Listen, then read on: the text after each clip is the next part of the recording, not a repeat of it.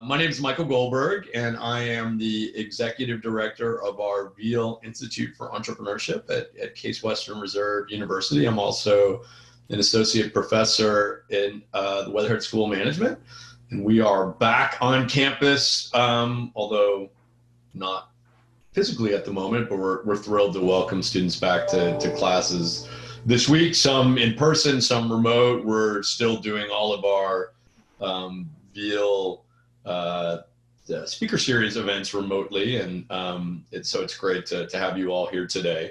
For those that are joining for the first time, these are very interactive, and as Al said, as we were sort of warming up, the more questions and the harder questions, the better. And I'm going to turn it over to Errol in a second. All of our speaker series events are moderated by students, and we have a wonderful student, Errol Balkovich, who I think is the first moderator that we have that is joining us from Sarajevo in Bosnia. So we're super global here at the Veale Institute. So Errol, it's great to have you joining as he does this semester remotely from Sarajevo. If you're watching on LinkedIn Live and you have questions, just put your question in the comment, and then Doug DiGirolamo, who's our colleague at Veale, and I'll make sure we feed them to Errol. If you're joining us on Zoom, just either sort of raise your hand using the participant or put a comment in our Zoom chat just to let Errol know that you have a question, and he'll ask you to unmute and ask your question, or you can read your question directly. And so Errol, thank you for moderating. Al, thank you so much for joining us today and for everything that you do for Case Western Reserve University and the Veale Institute. And with that, let me turn it over to Errol, who will run the show. Okay, so for a start, I'm going to ask a few questions, and then later on, anyone can ask questions if they have any. So for start, Dr. Green, you've had like a pretty interesting career path. You went from a PhD in physics at Stanford to being a CEO at a consumer products tech company. So can you tell us more about how and why you've decided to steer your professional life in such a way? Really good question. Thanks. First of all, I have to comment, Christian Swole, I love the picture. I think that's Venice. And I think I've been there, and it looks that exact spot. Thank you. So really. I miss it. So, yeah, so it's interesting. You use the word steer. I think that I would not describe my own experience as steering my career path. I think my career kind of steered me.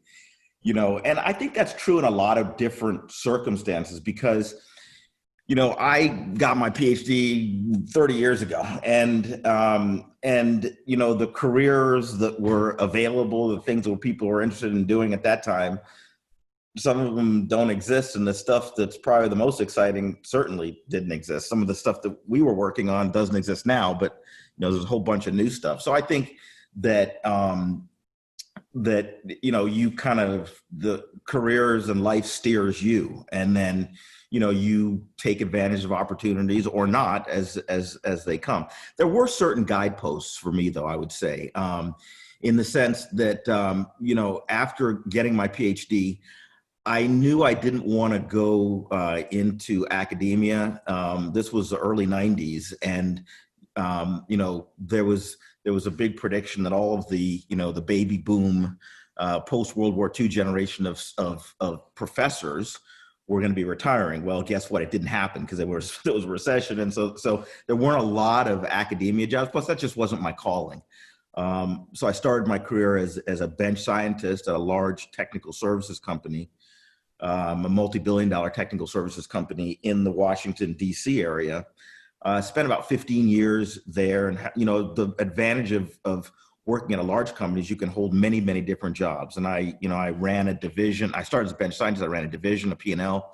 I started a group called the Center for Advanced Materials and Nanotechnology. I was a chief scientist of a very large business unit. So I had a lot of different jobs. And in 2007, I dropped all those things and came to Ohio to take over as CEO of Kent Displays, which is a whole nother story, another path. But I think the last thing I would leave with on that topic is the physics angle. So I think that the differences of being a bench scientist and running a consumer electronics company as CEO, I mean, it's completely different. I mean, and one doesn't train you to do the other, for sure. Both ways, actually. But what I would say is, I think that the advantage or one of the features of being a physicist is that you are really well adept at solving complex problems. And, business is about complexity, and you're kind of fearless about the ability to tackle complex problems. And that's one of the things that I think really helped me in my career. And whatever you go down, I know you're a physics major, Errol, and, we've talked, I think that's an important element. Thanks. Okay, yeah. Thanks for sharing that insight, especially about physics. And I'm sure a lot of engineering fields are. Oh, yeah, very similar. Yeah. So as an experienced and accomplished entrepreneur, what do you believe are like the most important characteristics of a successful entrepreneur?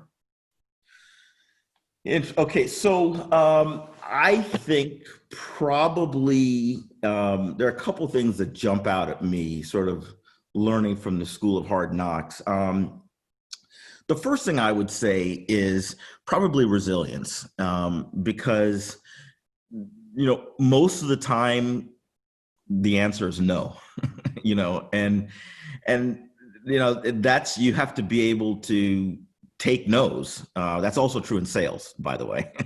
That you have to be resilient to know, no means no, but it doesn't mean you can't do something different. And the fact of the matter is, the easy problems have already been done, and so there's lots of challenges and there's lots of wrong paths that you can go down. I think the other thing that really jumped out at me as something I learned was an adage I've used of be cautious of those that know too much.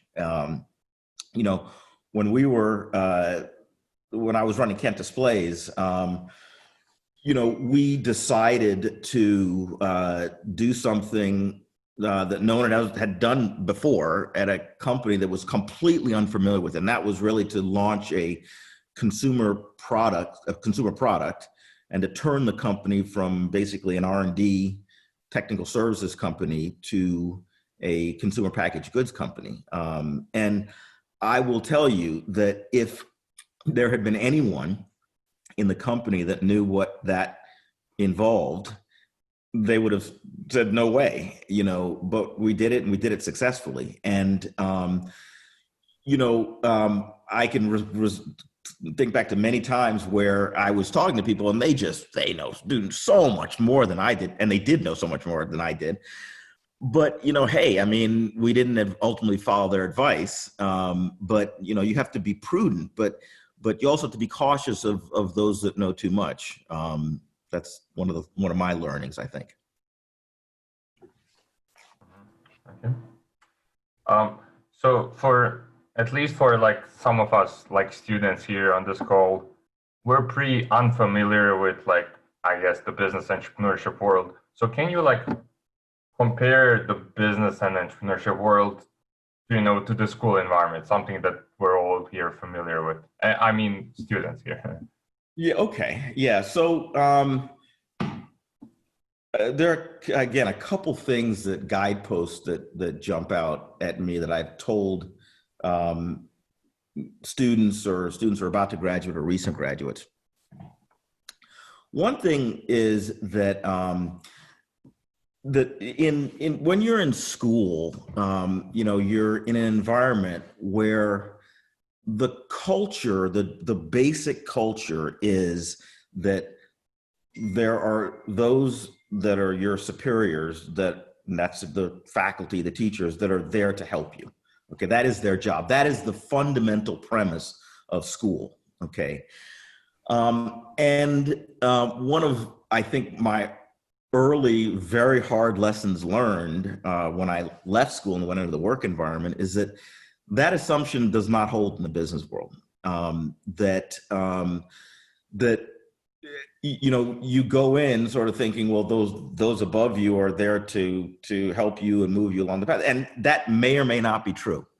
And that is a bit of a wake up call, because a lot of, I want to say kids, but students, recent graduates don't really recognize that the business world doesn't necessarily operate that way. So that's one of the things that jumps out at me.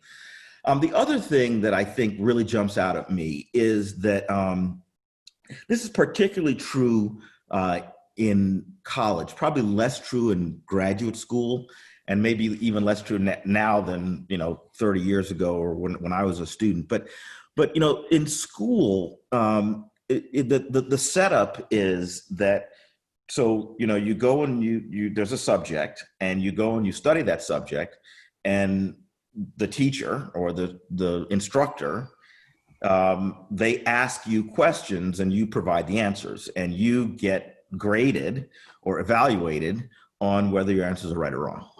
And in the business world, it's really different. The focus, and I really tell this to students all the time, the focus isn't and should not be on simply answering questions that are posed to you. Those that are really successful are the ones that learn how to ask the right questions, because you can get all of the right answers to the wrong questions and nobody cares. And so the fact is that I encourage students to focus their energies on asking the right questions. And once you can ask the right questions, and by the way, you won't know if you've asked the right questions, but you get some experience in that once you can pose and ask the right question, there are plenty of people, including yourself, that can answer it. But the focus is get the question right, because that's really where the big gains are, asking the right questions. So from the audience, can I get ask some right questions, not hard questions? I feel privileged that a lot of the list of the people I'm looking at here on the Zoom participants are people I know. So great. Who wants to ask the first question? I'll ask a question. All right. And Mark, just please introduce yourself for everybody. Sure. So they know. I'm Mark Haberbush. I'm the Director of Programs at the Great Lakes Energy Institute within the Case School of Engineering, also an entrepreneur. So it's very interesting that you went directly to a CEO position from your research position. How were you selected, or how did that process happen to where you made that transition? Okay, well, actually, I did that. I misrepresented it. I did not go I started my career as a bench scientist, but in my 15 years at this company called Science Applications International Corporation, I held many jobs. So I started out as a research person, but I ran a P&L. I was a chief scientist of a large business unit. I started a Center for Advanced Materials. I ran I was a product manager. I ran had an HR function. I had all kinds of stuff. So I didn't go from bench scientist to CEO. I think that's a tough path to go down. What I will say though is that the company that I ran was when I started it. When I started running it, was not the founder. Was a highly technical company. So it was necessary, I felt, that the person that was running it had a deep technical knowledge, because that was, at the time, that was that was the bread and butter. So I want to say that. And I'd met Kent Displays through, I won't go through the whole story, but I was actually a customer of theirs because we were developing a technology which I later utilized to turn into a consumer product, and blah blah blah. So it was a long and involved relationship. That's fantastic. So you picked up a lot of those business management skills, actually doing that kind of work at a large company, working with a lot of people. Picking up all those skills and transition nicely. Yes, I think it was helpful, Mark. I don't think it's essential that you work at a large company. I think it's helpful. I think there are some advantages because, for example, I ran a company that was very small, a few $1 million in revenue, and when I left, it had several tens of millions of dollars of revenue. Companies go through transitions during that time. And one of the things that's hard, I think, especially particularly for entrepreneurs who are doing startups, is recognizing when those transitions are necessary. Like, when do you really need HR? When do you really need processes? When do you really need to understand sales funnels and stuff like that? When do you really need to understand the difference between sales and marketing and stuff like that? And I think that I had not an understanding, but a familiarity and a respect for that, which was helpful. But I don't think it's essential. I think you can learn a lot of those things. Yeah. Thank you. Yeah. Anyone else has a question? I'm seeing a couple Hey, questions. Al. Yeah, go ahead. Justin. Yeah. Hi, Justin Calvitz. Al and I worked together for a little while at Kent Displays. And Al, it might be interesting for everybody to talk a little bit about being a young entrepreneur, especially people just starting off in their, let's say 20s and early 30s, and building a network of people, whether they work for you or just a support staff, in terms of structure of conversation, bouncing ideas off of people, and how to go about some of that. Yeah, no, that's, networking is super important. One of the things that I do like, this is, and I'll speak to what Case does. I mean, I've been able to be directly and peripherally involved in seeing what the entrepreneurship, I don't want to say training, but the entrepreneurship educational process is like. And I think there is a strong emphasis on networking, which is critically important. I mean, Justin, you and I know that really well. I mean, you have to have a group of people, you could use the word confidants, some are, some aren't, who you can bounce ideas off of and who you can go to when you hit up against something that, frankly, you don't really understand, right? I mean, and so you can go to, the friends and family network and reach out to get insight into those questions. I think, and one of the things I'll speak to regarding that is that I think this is changing, but I think that the technical disciplines, when I was coming up, that was not at all emphasized. The importance of interpersonal skills and stuff like that was not at all emphasized when I was coming up. It is more so the case now. And I highly encourage that, because if you can't work with other people, and if you can't, work within teams, I don't think you're going to be successful. I mean, I think they're very absolutes, but that's what I would say is kind of an absolute. So I think that kind of addresses it. I can talk more about that, but let me see what other questions I can pry out of people, the shy group. Well, I guess I can ask you one if no. Okay. Okay. So you just mentioned people and working with others. So Yeah. when we talked privately, you mentioned how, leadership and managing people is really important in entrepreneurship. So can you tell us a bit more about that? Yes. So I think, the first thing I would say is, I think, if I look back on my career, I think I had good mentors and examples and bad mentors and examples, and then hopefully you can learn from both of those. But I think that the top lying premise that I like to come to the table with, and this was one of Kent Display's core values, was you say the idea is more important than the person behind the idea. And that was critically important because, this is particularly the case with technology-based innovation, technology-based startups and stuff like that, is that you see it so much where the founders or the leaders, typically the leaders initially are the founders, they come at it with, I was the smartest guy in the room thing, and it never works. and what happens in those sorts of things is that, you get these, people that are super charismatic and they're brilliant.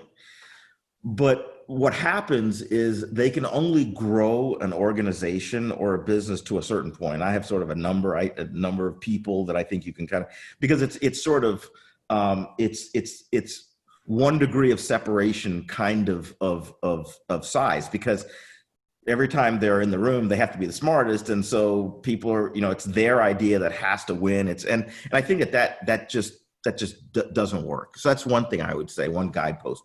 The second thing I would say about leadership is that one of the things that you really want to do, and I would say this for the budding CEOs, is that focus your energy on surrounding yourself with people that are smarter than you. And this is why it doesn't work when you always have to project you're the smartest guy in the room. Surround yourself with people that are smarter than you and know more than you, and in areas. And so if I can just drill down a little bit more on that, is that what you have to do is you first have to recognize and internalize what you feel are your strengths and your weaknesses. And then the areas that you are weak, because no one's strong in everything, you seek to surround yourself with folks that are strong in those areas. And that's how you build a leadership team. And the focus is on the team. And you don't go in with the bullhorn that says, I know everything. And, you cede ground to other members of the leadership team that know stuff that you don't know. And I think that ultimately that is the thing that's needed to build a successful leadership team with legs, as opposed to, flash in the pan sort of stuff. So those are my thoughts on that. Thank you for the insights.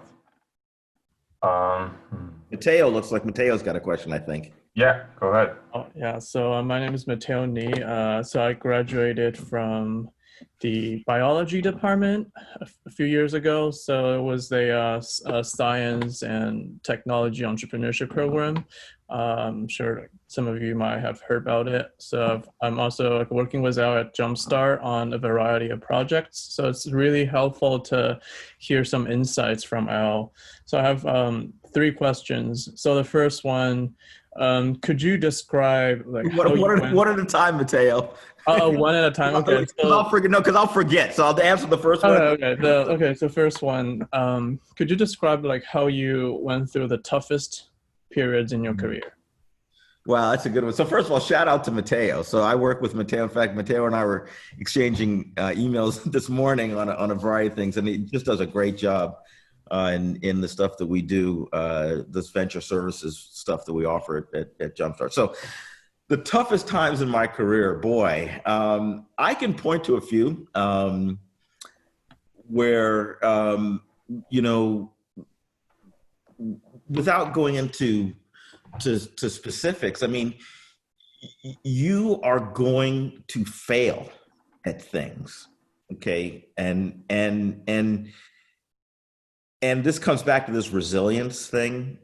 You are going to fail. I remember in graduate school, I had some failures, I remember early in my career at SAIC, I had some failures.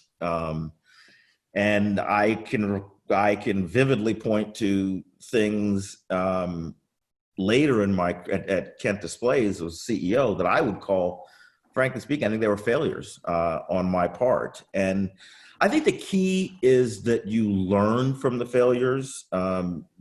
You try to be resilient, you learn, and you can you try, and this is really hard, to honestly self-evaluate as to what caused those failures and to try to avoid hopefully those things in the future. And then one of the things I would also add to that is I think it's super important that you surround yourself with a network of people that actually care about you and not just your accomplishments or what you're giving them, because you're going to need those people when you fail because, you're going to look up, it's going to look pretty dark. And surrounding yourself, whether that's friends, family, dog, cat, it's I think that's really important. Matteo, what's the next one? Okay, so you just mentioned it's really important to have this resilience as a part of I would consider it as a part of your mindset. Are there any other important factors? If you think about the mindset, do you think it played a role in helping you go through those periods? Yes. So I would say, I think that there are two competing things that are, I think, important for business people, professionals, but entrepreneurs specifically. On one hand, you got to be cocky as hell. Okay. Truth in lending, I've been accused of that.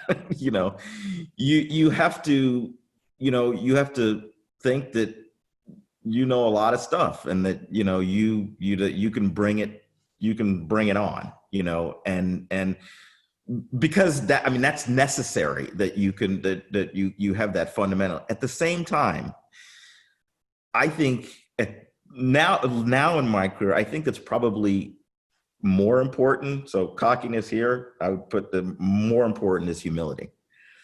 I think that humility balances the necessary cockiness. You have to that's necessary. The short answer. It's just a lot of lessons learned. The humility is super important. Yeah. Okay, so I think the last question, so I'd like to ask for some advice for improving verbal communication skills. Matteo, you get to cheat because we talk all the time. So yeah. I think the cool thing, the important thing is, I think practice helps a lot. I do encourage learning how to do public speaking, on forums. I remember, so I'll tell you the story. When I was a grad student, and when you're doing your research, you have to present papers, at various conferences and whatnot. And so by the time you get to be a fourth year student or fourth year student, you've started to accumulate a body of research that your advisor says, you're not just a contributor, please go present the paper, right? And I remember the first time that happened, I was so nervous. I was so nervous that I went to the bathroom right before and I threw up. I was just so nervous because of being a public speaker. But I came from a tradition of a family that had been, reasonable orators. And it's a skill that can be learned. And I've given probably hundreds and hundreds of speeches and stuff like that, and panels and stuff. And so I think it can be learned, but I think it's super important to be able to communicate verbally and written too. So other questions that I can take from the group. Yes, I think we have a question from Zoe. Okay. You want to unmute yourself? Yeah, hi, Dr. Green. I'm a CASE alumni, and so I'm in the PhD program in electrical engineering now. I'm a first year grad student, and I'm quite interested in entrepreneurship, but I have no clue how can I get any kind of experience as a grad student. So do you have any advice for that? Yeah, wow, that's great. So you're a CASE grad student? I'm at UVA now. Oh, you're Virginia. Okay. So so you probably haven't, you're probably this summer taking your quals, or you may have already taken them, right? Quals happens a year after. So it's probably next summer or something like that. Oh, after your second year, or you just finished your first? Yeah, after the first year. Okay, I thought you had finished your first year. So yeah, it usually happens after your first year. So I think that the most important thing for you is that you, what's going to happen, okay, is you're going to do your first year of courses and you're going to take your quals and hopefully pass. If not, you take them again, you'll pass, hopefully. And then what's going to happen is you're going to select a research group, essentially, sort of like a dating service. And you're going to select a research group, and they're going to select you, and you're going to a group that's got money or whatever to do your thesis research, which turns into your thesis, which, you graduate with your PhD. I'm assuming, are you in the PhD program? Yeah, I'm in the PhD program. Okay. We already matched, so I have an advisor for at least 4 years of my time here. Okay. The most important thing for you is that you choose an advisor that has, one, research areas that are relevant for applications. That's one that's super important. And two is that your advisor has connectivity in the area that they're working in industry. Okay. That's really important because your advisor, your research advisor, your thesis advisor is your gateway into sort of the applications areas that's going to lead to jobs and hopefully maybe potential startup opportunities and so on and so forth. So I hope, does that answer your question a little bit, Zoe? Yeah, so the question is is there any other way I could somehow reach out to companies outside? Because my advisor is quite young. I'm not sure is there any connections in the industry? Well, but you have the luxury, okay, of you're at UVA, which has a pretty vibrant. UVA is a tier 1 research institution, and so there's no rules that say you can't talk to other faculty and graduate students and postdocs and stuff like that. So don't be shy. I mean, nothing makes a researcher more excited than when someone comes to them and says, what are you working on? That looks pretty interesting. You'll be fighting to get out of their lab, because they want to talk about what they're doing. And so you're in this information gathering phase where gather as much information as you can, Zoe, as much as you can. And you have that luxury because, you're starting out as a grad student and so on. First year, you're going to be coursework. I mean, you're going to be doing a lot of coursework. So great. Okay, other questions? Michael. Thank you very much. Thanks, Zoe. So you got to look up our old case colleague, Michael Stradiff, who works in the tech transfer office down at UVA, if you haven't met him yet. Oh yeah, right. I talked to him too, by the way.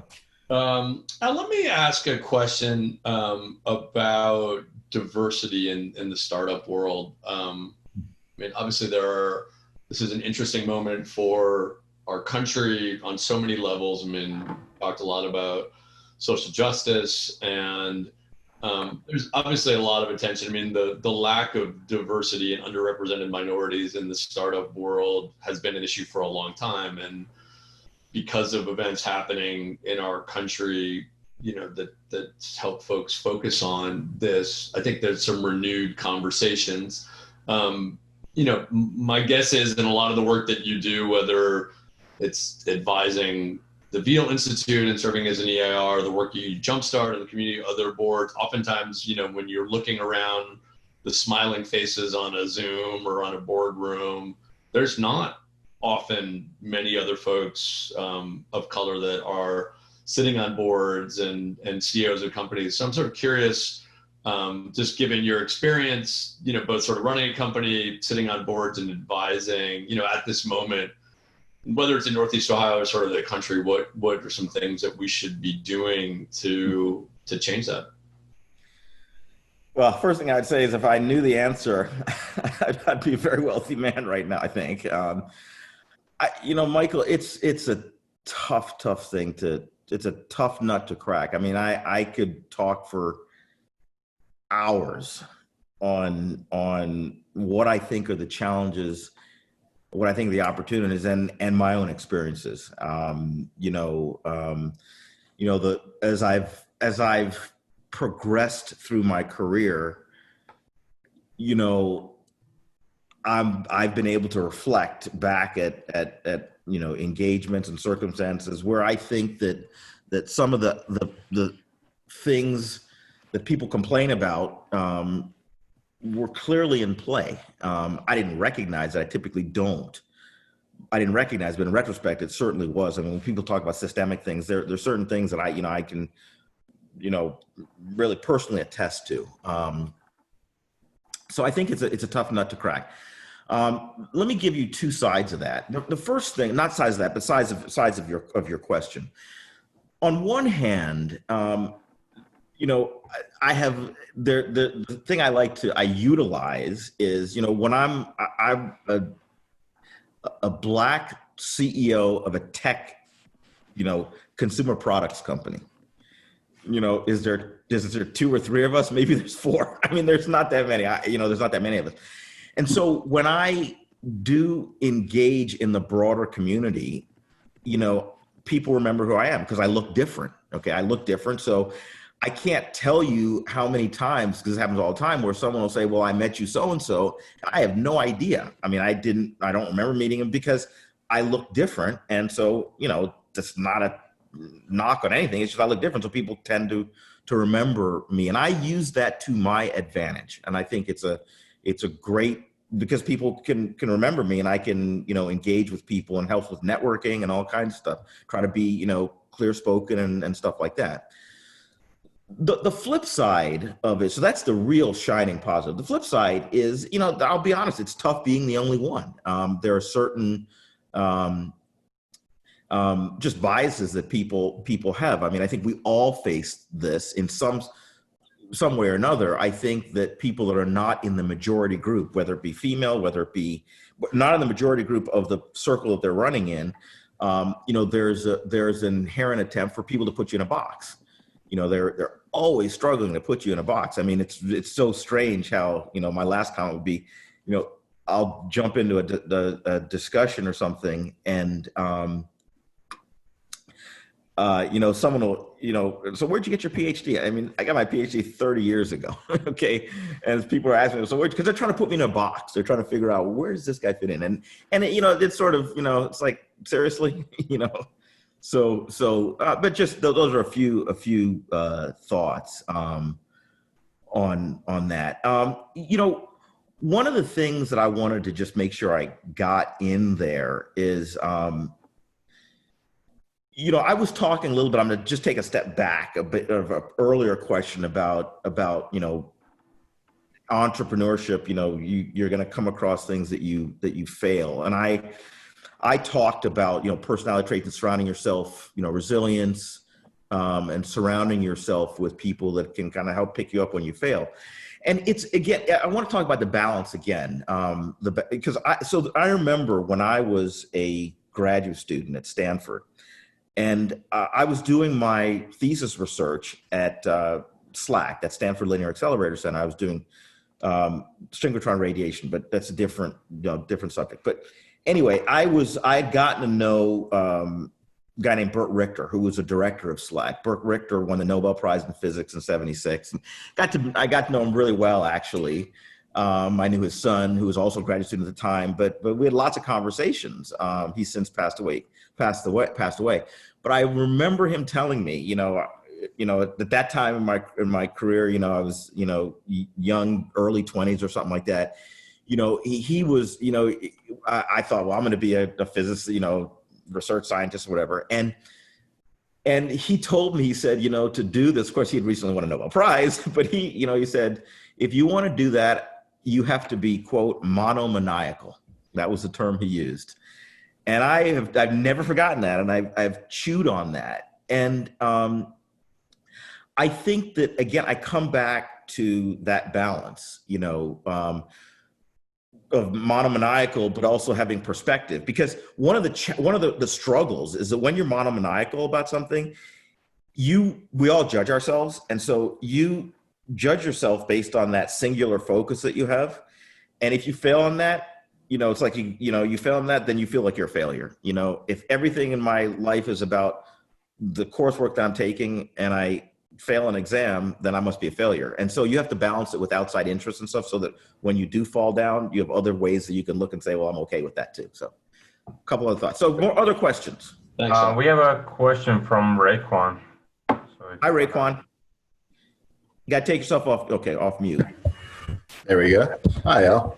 Hi, Raekwon. So I know you from your consulting work with Jumpstart, as Michael mentioned, and I'm always really interested when I get a chance to talk to the consultants and how they found themselves in that position. You know, how did you find yourself enough experience, enough expertise? At what point did you realize that that was something you could do? Because it's a pretty unusual career. You know what I mean? No one being a consultant, or are you talking about being a consultant or CEO of a company? Which one are you talking about? The consultant part. Okay. It's not unusual at all, to be honest. I'll say, Raekwon, I think that, my own personal opinion is I think that one of the things with COVID is that you'll probably see more of that business model of people, and part of that's because you can be remote and people basically, their product is themselves and they're going to sell their product to people all over the place. So I don't think I don't think it's unique, and I think it's actually going to grow. That's the first thing I'd say. The second thing is you typically, the kind of consultancy that I do, it is rare for people that are just starting out there in their career. They can be a consultant, but they're going to be at they might go to like McKinsey or Boston Consulting or whatever, or any, Booz Allen, but they're going to be an associate or something like that. They're not going to be, the lead on the customer engagement when you're early in your career. You may later on. Which leads me to the final point, is because I think, over the course of your career, you develop a network, and it's, as Justin pointed out, the importance of the network that you develop, and those people that are part of your network will be customers, they will be partners, and they will be and they'll be subcontract people that you might subcontract stuff to. So the key is the network, and I've been doing this stuff for 30 years, so I have a network, and so it's not so challenging. That makes a lot of sense. Thank you very much. Yeah. We have a question from Grant. Hi, Grant. Hi, Al. How are you today? Good. This has been fascinating, and thanks so much for sharing with the community here. One thing we hear so often from entrepreneurs is that need to pivot and recognizing when to pivot. And obviously, it's there's no one size answer fits all here. But I was wondering if you could share some of the pivots that you experienced at Kent Displays. How did you know when to pivot, and who helped you make those decisions? And were they more on the business side or more on the technical side? Yes. They're all yeses. I see Justin nodding his head because he was a part of some of those big pivots. It's a great question, Grant. First of all, I think I'd be lying if I said in advance when to pivot, because I think a lot of it's chance. There's some guideposts I would point to. One of the things I always said at Kent Displays is that when in doubt, do something, and don't get into the paralysis of analysis. Do something, and a good indication of when to pivot is when what you're doing ain't working. Maybe it's time but there's, that's an indication that, time to pivot. I mean, we went through a huge pivot. I mean, we turned ourselves from an IP licensing company into a consumer products company and grew like 60 employees over the course of like a year. I mean, talk about a pivot, and turned ourselves into a manufacturing company, and it was huge. But again, this is where I said early on, be cautious of those that know too much. Because, I think the reason why we did it, and I would say we were successful, was because we didn't know what we were getting ourselves into. And if we would have asked, they would have said, how dare you? There's no chance you can do that. And so we were, dumb. We said, I can do that. You know, in one of my charts I've given years ago in a talk, when we were faced with this, okay, let's turn ourselves into a consumer products company. The answer was, we're physicists. We can do anything. I can sell product at Walmart. I'm a physicist. I can do anything. But I think it was that kind of attitude that allowed us to be, successful. And then you surround yourself with people that understand a lot more about, and you got to learn yourself. You surround yourself, and you learn, you enable, and you try to do it that way. I guess. I hope that's a bit of an answer. Thank you. Okay, we have time for maybe like one or two more questions. So great. If anyone has something to ask, I have a lot of questions, but I don't want to take the time. And thanks for the nice words about physics. I wasn't sure about my major, but I'm definitely more sure after today. No, you should feel good about it. Okay. Okay. No one seems to have a question, so I'll go. And if you find a question, meantime, just interrupt me. So maybe given the current situation of the pandemic, what do you think? Like, does entrepreneurship play any role in it? Can it help us? I don't know, transition to the next age?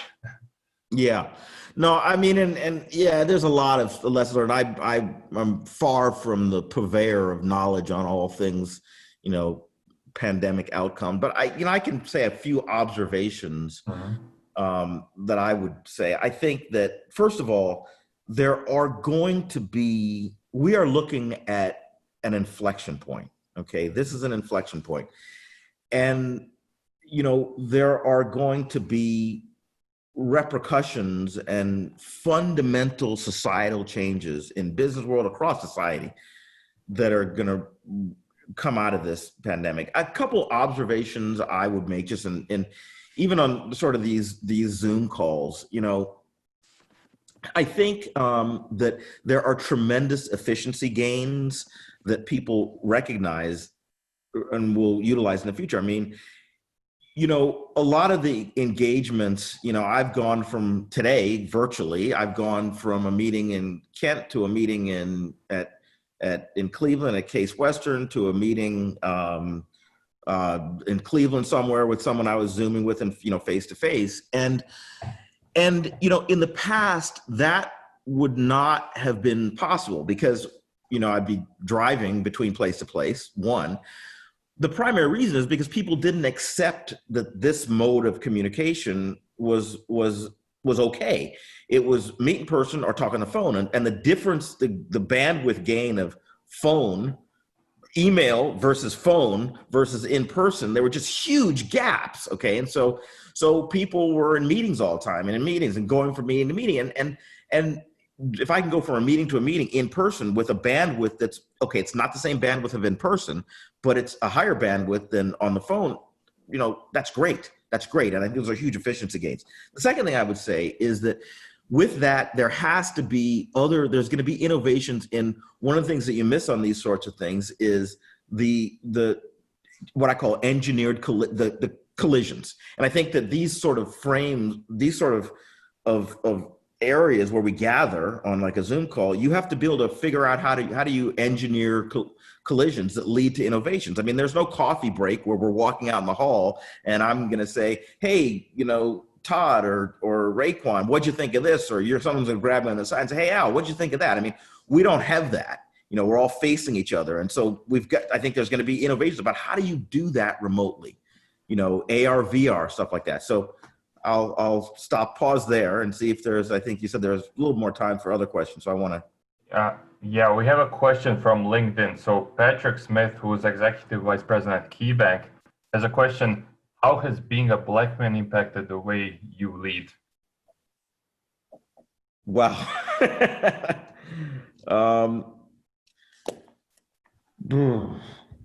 Ideally, I would want to say that it has no impact, ideally. And I think that would be a lie. I think that's not true. I think that the easiest way for me to answer that would be to say that For others that have in leadership positions with a fair amount of responsibility, I think that the challenge is that you are put up in many ways as a role model, and so you can get you can be concerned that and overly concerned with the fact that you are the representative, okay, and so the rest of people that look like you will be judged based on your success and failure. And the fact of the matter is, part of that's true. The downside is that can end up with a tremendous amount of pressure that you can put on yourself and others. I think it can be bad. There are other things too that would probably take me longer to dive into. Patrick, what's your last name, Patrick? I'd be happy to chat with you about it later. It's Patrick Smith who put the question in KeyBank. I'll make sure that you guys are connected up. Yeah, I love that. That'd be great. Okay. Yeah. Well, thanks for your answers. I don't think we have any more time, unfortunately, but I definitely learned a lot. I'm sure others did. Yeah. So thanks for talking to us. My pleasure. I probably enjoyed it and learned more the questions than you all learned from the answers. Not true.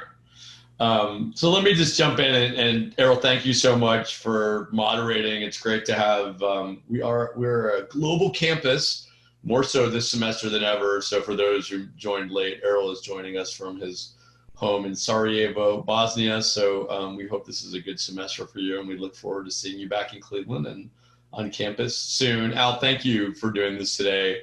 I know you've been a participant in a number of these events and an active questioner. So it was nice to see you on the hot seat and fielding all the questions. And we really do appreciate your partnership and the work that you're doing on our campus with the Veale student and in the community. It's great. I'm going to make a couple of quick, just administrative announcements about upcoming events. We have 2 events tomorrow. For those that are interested, at 10 a.m. Eastern, we're going to be joined by Philip Karakafe, who's the CEO of Startup Bootcamp in Cape Town, South Africa.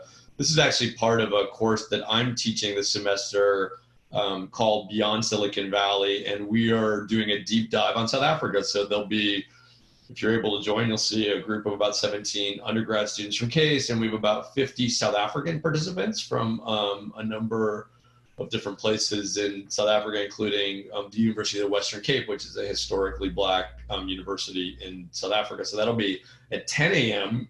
Eastern time tomorrow. And then we'll be back with our sort of traditional speaker series at 1 p.m. tomorrow. Sean Higgins, who's a CASE alum, is the co-founder and CEO of the Herjavec Group. And for those of you that are Shark Tank fans, the Herjavec Group co-founder is Robert Herjavec, who is one of the sharks on Shark Tank. So Sean will talk about his career journey and talk about cybersecurity and coaching in particular. So those are 2 events we have for you at 10 a.m. tomorrow and 1 p.m. tomorrow. So with that, Errol and Al, thank you again for doing this, and thanks everybody for joining, and hope to see you maybe as soon as tomorrow. Shout out to Veale and your great stuff you guys are doing, Michael. Great. Thanks, Al. Thanks, Errol.